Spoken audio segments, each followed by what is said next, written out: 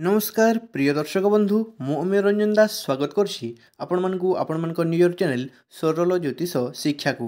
आज हेउछि 10 मे 2024 पवित्र अक्षय तृतीया।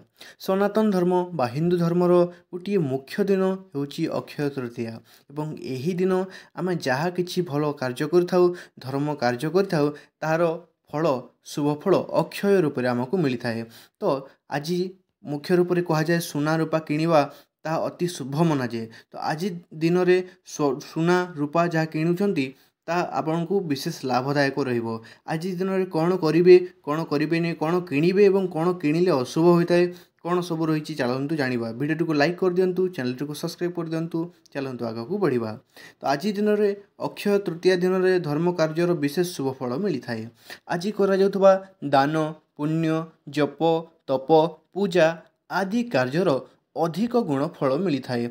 ज्योतिषशास्त्र विषय जदि ज्योतिषशास्त्र मतरे जो देखा आज विभिन्न प्रकार यही अक्षय तृतीया विभिन्न प्रकार शुभ योग बनुथबारु यही अक्षय तृतीया विशेष खास अटे। चलतु जानिबा अक्षय तृतीया दिन कौन करिबा एवं कौन करिबा नहीं। लक्ष्मी नारायण अक्षय तृतीया दिन लक्ष्मी नारायण विधिबद्ध भाव में भक्ति रे पूजा करंतु ता आपन को शुभ फल मिलिबो एवं आपणकर पारिवारिक माहौल शांतिपूर्ण करिबो। जदि घर रे कलह लगी रही तेबे लक्ष्मीनारायण पूजा कले ताहा शांति होइजिबो एवं घर वातावरण सुधरी जीवो ता सह घर समस्त को शुभ फल मिलिबो। यही दिन विष्णु सहस्रनाम पठन करंतु ता सह श्री सूक्तर पठन करंतु।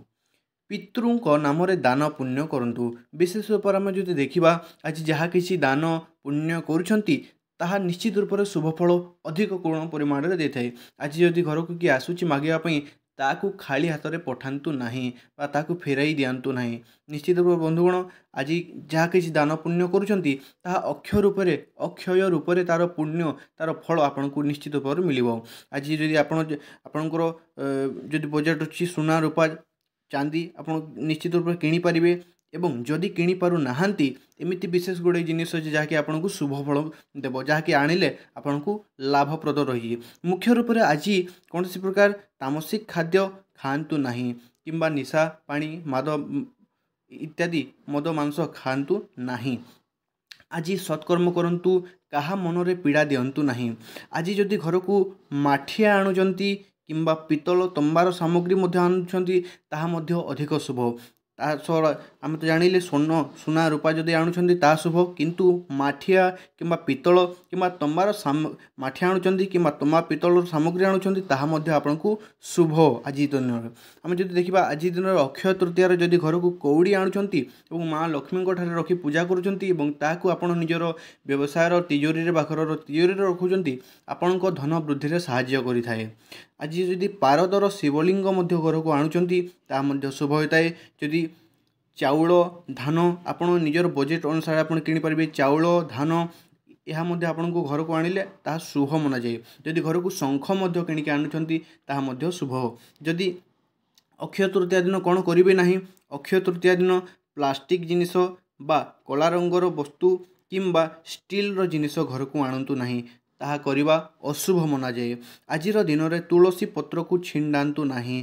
तुलसी पत्र छिंडाइबा मना।